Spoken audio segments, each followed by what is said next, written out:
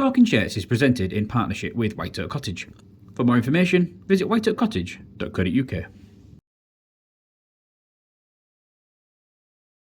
Hello and welcome to episode number 105 of Talking Shirts.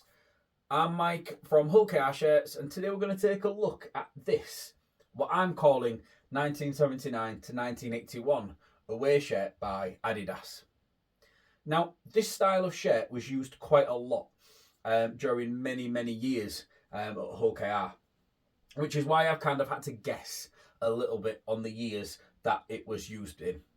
The reason for that is because of the style of the number, which is on the reverse of the shirt. So I'll talk a little bit more about that when we get round to it. But if anybody has any information or anything where they can point me in the right direction of anything with regards to what years we use that style, that would be absolutely brilliant. So yeah, we'll start off with the front. It's an all blue shirt. You probably can't get any more blue than this is. We have got an all blue shirt with a white V-neck collar. There is some reinforced stitching in here, which has started to rip and fray a little bit. It looks like it might have even been re-stitched up, to be honest, as if it's completely sort of torn all the way down here and then being repaired, because the colour of the stitching does look different to that was originally used. I have put some pictures up for you to be able to have a closer look at that. We have got an embroidered Adidas trefoil logo with Adidas word mark underneath, in quite a large size as well. When you compare that to some of the other shirts that we have used, they do actually look a lot smaller than what it does on this one. So yeah, don't know if that's a bit of a telltale sign. If there's any Adidas enthusiasts out there who have kind of studied trefoil logo, that might actually, information might be of use to me. So yeah, again, please feel free to reach out about that one.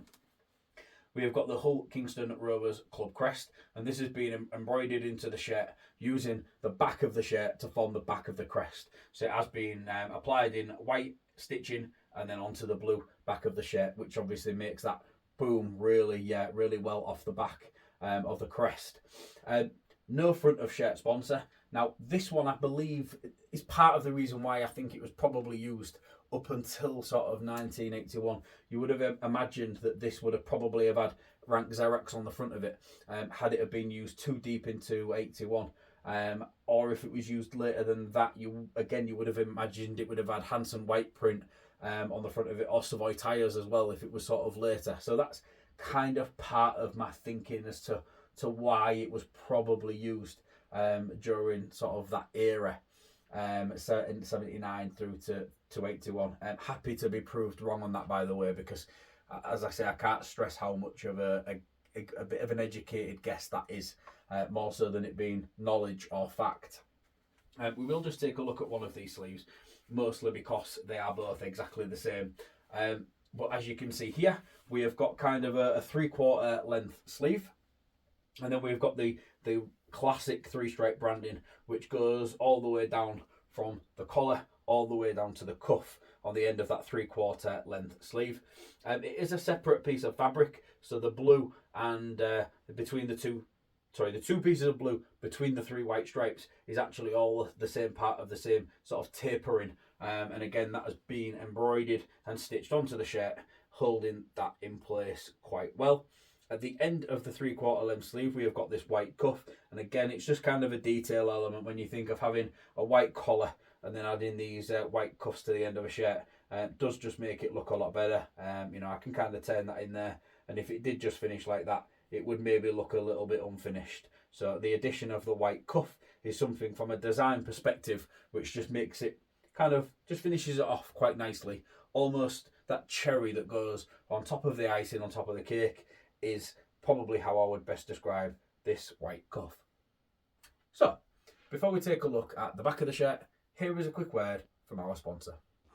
White Oak Cottage is a 2-bedroom luxury holiday cottage set in the stunning Lincolnshire Wolds.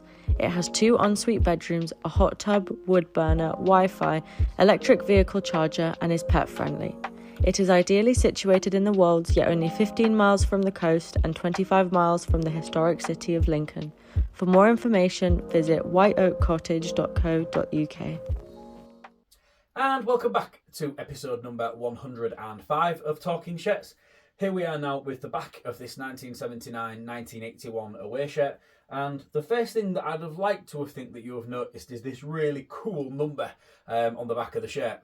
The second thing that I'd have hoped you have noticed is the massive hole in the back of the shirt. Now, even though this is blue and that's black, hopefully you can actually see that, because it's massive. You know, it's a good sort of 2 inches by maybe 3 inches wide. That is quite a big hole that has been ripped into the back of the shirt at some point. There is also another hole going on up here, and there is one down here as well. So yeah, quite a lot of damage going on to the shirt. It could be game damage. It could be damages from other means at another date. I always like to think that it is from game damage, just because that makes me feel a lot better. But it could just be through any reason really. You know, and it could have been used or worn for training, or it could have just been worn by I don't know, some fat lad like me to play five-a-side on a Friday night. You know, it could quite possibly have been a few different things. But yeah, so these numbers on the back, and now this is why I'm trying to kind of pinpoint it to this era. Now, it's very similar to the numbers that we used on the back of the 1977-78 shirt. So I covered the home shirt of that all the way back in episode 97. I will pop a picture up of the number 8 that was on the back of that shirt. It is very similar to that, although it's not the same. Is it the same? I keep thinking, isn't it? It might be the same. When you look at the number 4, you know, we've kind of got the 4, and then we've got an inner layer and an outer layer. So the number 4 has got 3 layers to it. The number 8 has got 3 layers to it. The number 1 only has 2 layers to it. So it could quite possibly be from that same thing. So now, see, I'm coming to the realisation of this whilst filming. This is what you call live thinking. This is amazing. I'm not going to edit this out, because I could have edited this out and I could have gone back and nobody would have known. But I'm going to leave it in, because this is really, really interesting. This is how my mind works. Sometimes when I think of something, and then I kind of compare it, and I don't put that connection there, but then at a later date, it'll kind of come back to me, and yeah, I do think these numbers are the same. So this shirt could actually be from slightly earlier than the 1979 season. The shirt I covered that was 77, 78, the Adidas trefoil logo was a really, really small logo. I'll pop a picture of it up for you. Really small logo, and it didn't have any branding, Adidas word marking or anything underneath. So I do think it is probably not as early as that. But could it be 78? I mean, 79, 81 is probably a good guess, to be fair. But yeah, these numbers, they are the same style. And this is something where we've actually seen these sort of for a few years during the 1970s. Mostly the late 1970s. I think 77 was the first, or was it 76 was the first year that Adidas was with Hull KR. Again, I'm sure there's some Adidas enthusiasts out there who are also Hull KR supporters that can point me in the right direction for some of this information, because okay, a lot of this is just my opinion, but I like to try and be as factually correct as I can at the same time. That's really important to me, to make sure that I have that as strongly worded and strongly layered up as factual as I can. And if anything's ever a guess or anything I'm unsure about, I always kind of deliver that to you in the with the utmost of transparency, because that is what I think, I'd like to hope, gives me a little bit of credibility in what I do and what I try and deliver. So yeah, it's hard to know when this was exactly from. When you think about it now, you know, you're looking at sort of 40 plus years ago. You know, it's very difficult to find that information. Things that happen now will be really easy to know about in 40 years, because we have the internet and we have ways and means of being able to connect. Whereas back then, there wasn't that much in terms of historical logging of referencing points to be able to look back on, especially in terms of imagery. And the thing is, kit enthusiasts maybe did exist 40 years ago, but it feels to me like a very sort of 21st century thing. But yeah, I'm rambling now. But yeah, it's really important that we do kind of contain as much of this information as possible for future generations. And that's kind of what I'm trying to do at heart with this wall of madness and expense that I've got in front of me. But as you can tell, it definitely brings a smile to my face.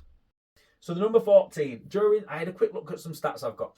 And from 79 through to 81, the number 14 shirt was worn by so many people. I narrowed that down by away game, because I thought we probably won't have worn this at home. On the odd occasion we may have done, because there was a period of time where you wore your away shirt at home. Again, I'm not fully certain on when that transition point changed, when the home team did it, a shirt or a kit change out of respect for your opposition arriving at your stadium. But anyway, I looked into the number 14 details, and this could have been worn by one of many. But the players that wore this the most was sort of in 1979. John Millington was a name that came up as wearing number 14 off the bench quite frequently. David Hall was another one. Steve Hartley. Again, all of these was kind of heading into 79, 80, and then as I got into sort of 80 and 81, it came up with David Laws and Ian Robinson. So yeah, just a few names there that could have potentially have worn this shirt. I mean, somebody's worn it at some point. You can tell that just from sort of the wear to it. But yeah, who and when, who knows? Anyway, very interesting episode of Talking Shirts, this one. It's probably one of my most favourite. That's the first time that I think I've ever kind of come to the realisation of something whilst I've been filming an episode. Like I say, it would have been quite easy just to have paused and gone, actually, let's go back and let's just do that bit again. But no, I quite like what happened there. And I hope it made this episode a little bit more interesting than normal. Hopefully they're interesting normal as well, but hopefully it just added another layer to the onion for you to peel back and enjoy. So that's everything for this episode of Talking Shirts. I hope you've enjoyed watching it and listening to me ramble just a little bit. Check back in another couple of weeks where I'll be back with a brand new episode. Thank you very much for watching. Bye for now.